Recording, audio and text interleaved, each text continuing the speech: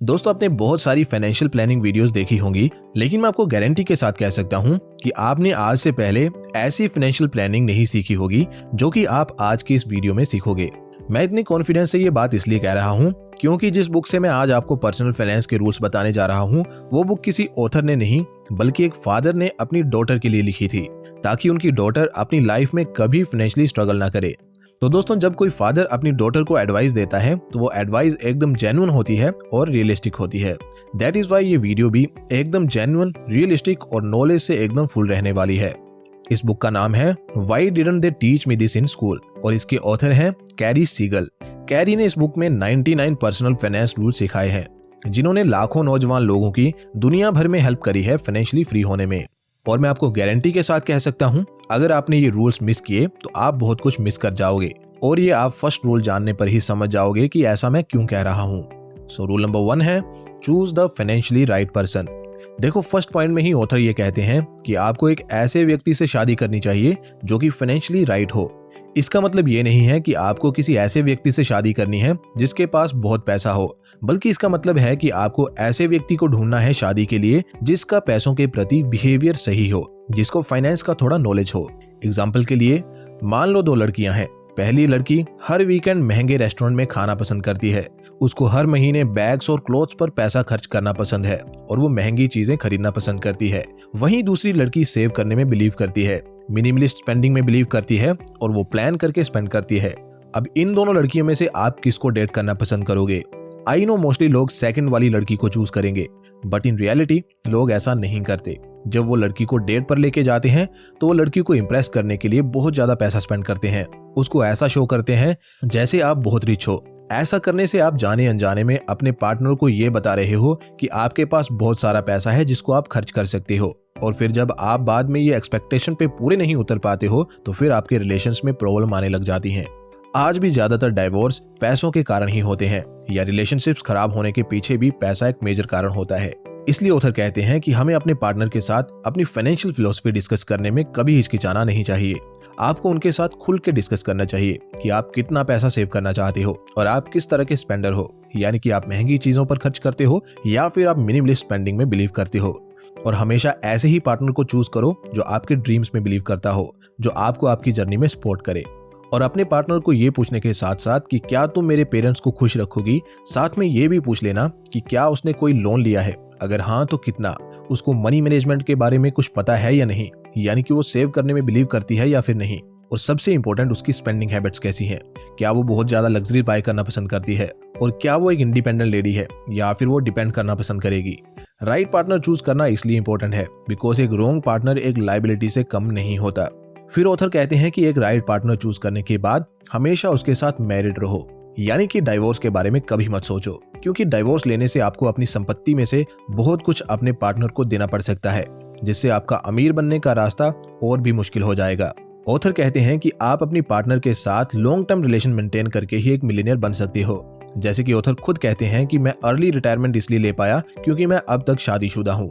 वहीं ऑथर के कलीग्स जिन्होंने डिवोर्स लिया था वो आज financially as well as emotionally struggle कर रहे हैं। सेकंड रूल है always live within your means, यानी कि औकात से ज्यादा खर्चा ना करो और हमेशा सेविंग्स पर ध्यान दो। अब दोस्तों, होता क्या है कि जैसे ही हम लोगों की नई नई जॉब लगती है और हमें अपनी पहली कमाई मिलती है तो हम बहुत बड़ी बड़ी एक्सपेक्टेशंस उससे लगा बैठते हैं। हम पहले ही ये सब सपने पा लेते हैं कि जैसे ही मेरी पहली सैलरी आएगी तो मैं ये खरीदूंगा या वो खरीदूंगा। देखो, शुरू में तो ये सब बहुत अच्छा लगता है, लेकिन परेशानी तब आनी शुरू होती है जब ये धीरे धीरे आपकी आदत बनने लगती है। फिर आप दूसरों को देख के सोचने लगते हो कि मेरे पास भी इनकी तरह नए नए ब्रांडेड कपड़े होने चाहिए, लेटेस्ट आईफोन होना चाहिए और एक ब्रांड न्यू गाड़ी होनी चाहिए, जिस वजह से आप फिर औकात से बढ़कर खर्चे करने लग जाते हो। सैलरी होगी 20,000 और क्रेडिट कार्ड का बिल आएगा 30,000। फिर अगले महीने की सैलरी क्रेडिट कार्ड की EMI भरने में ही चली जाएगी और ये साइकिल यूं ही चलता रहेगा। आप ट्रैप में फंसते चले जाओगे, जबकि होना ये चाहिए कि आपको सिर्फ उतना ही खर्चा करना चाहिए जितना आप अफोर्ड कर सकते हो।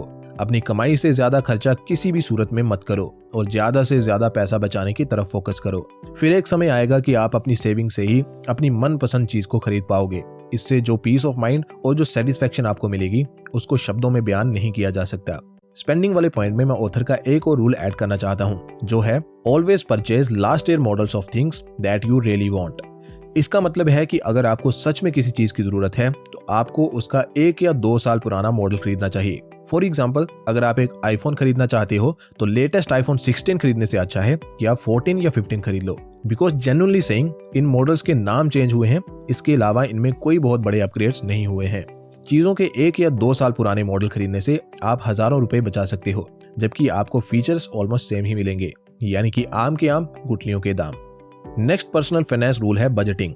इसमें 4 लेसन हैं जिनको मैं ब्रीफली एक्सप्लेन करूंगा। नंबर 1 है save money with the help of DTA method. इस मेथड में आपको अपने बजट को लिख के रखना है और फिर उसे रेगुलरली ट्रैक करना है। जैसे कि आपको लिखना है अपनी इनकम के बारे में, आपको कहां से इनकम आती है, और फिर लिखना है एक्सपेंसेस के बारे में कि कहां आप खर्च करते हो। फिर इसको अपना गोल बनाना है कि आपकी इनकम ज्यादा से ज्यादा हो और एक्सपेंस कम से कम, और भूल कर भी इनकम से ज्यादा एक्सपेंस नहीं करने हैं, क्योंकि इससे आपकी सेविंग्स माइनस में आ जाएंगी और आप बहुत बड़ी प्रॉब्लम में फंस जाओगे। बजटिंग बनाने का सिंपल सा रीजन होता है कि आप ज्यादा से ज्यादा सेव कर सको, इसलिए जब आप सेव करने लग जाओ तो उसे इन्वेस्ट भी कर दिया करो ताकि आप अपनी सेविंग्स पर पैसे भी कमा सको। सेकंड लेसन है save and invest 50% of your salary increase. इसका सिंपल सा मीनिंग है कि जब भी आपकी सैलरी में इंक्रीज आए तो जितना इंक्रीज आए उसका 50% एटलीस्ट आपको सेव करना है और उसे इन्वेस्ट करना है ताकि आपके इन्वेस्टमेंट गोल्स तेजी से अचीव हो सके।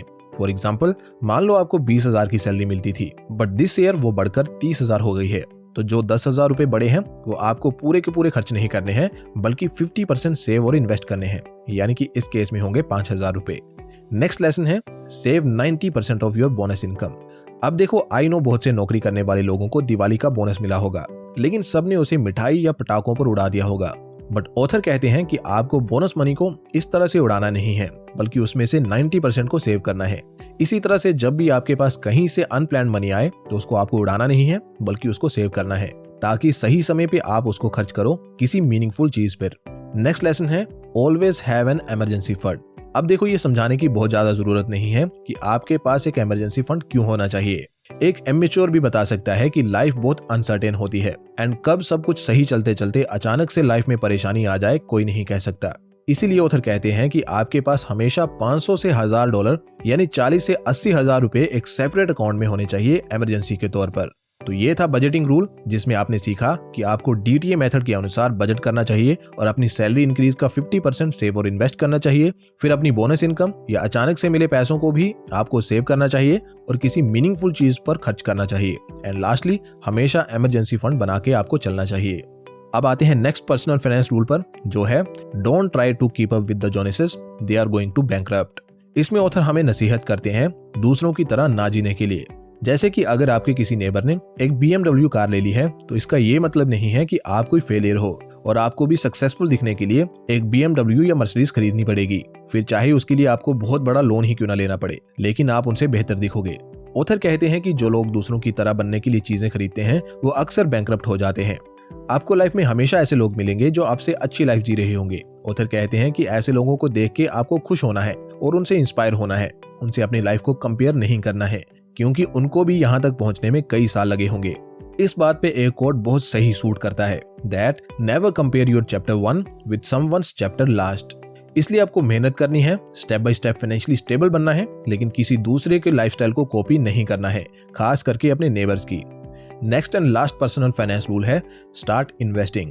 एट दिस पॉइंट ऑथर हमें इन्वेस्टिंग स्टार्ट करने की सलाह देते हैं, लेकिन ऑथर कहते हैं कि आपको किसी दूसरे पर ट्रस्ट नहीं करना चाहिए जब पैसे की बात हो।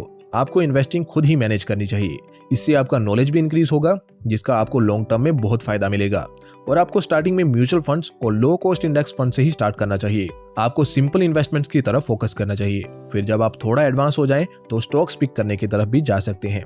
म्यूचुअल फंड्स में अगर आप बेटर रिटर्न्स चाहते हो तो आप लार्ज कैप, मिड कैप और स्मॉल कैप फंड्स के पोर्टफोलियो में इन्वेस्ट कर सकते हो। इससे आपके रिटर्न्स में 2 से 3% का इंक्रीज हो सकता है। और ये स्मॉल इंक्रीज लॉन्ग टर्म में क्या मैजिक कर सकता है, एक एग्जांपल से मैं आपको बताता हूँ। मान लो 2 लड़के हैं, अमित और राहुल। अमित ने 10,000 की SIP लगाई हुई है लार्ज कैप इंडेक्स फंड में और उसको मिलते हैं 12% के रिटर्न्स।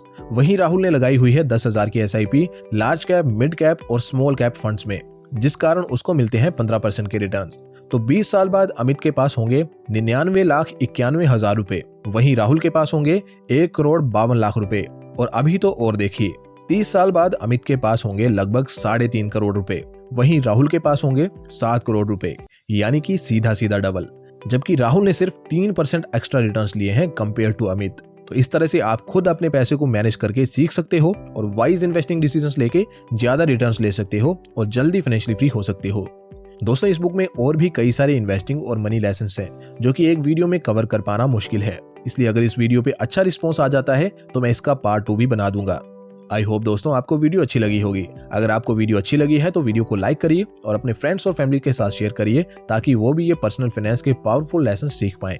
ऑल्सो आप डिस्क्रिप्शन को भी चेक कर सकते हो जिसमें आपको अपस्टॉक्स का फ्री डीमैट अकाउंट का लिंक मिलेगा, जिसपे आप क्लिक करके एक फ्री डीमैट अकाउंट खुलवा सकते हो और शेयर्स, ETFs और अदर स्कीम्स में इन्वेस्ट करना स्टार्ट कर सकते हो।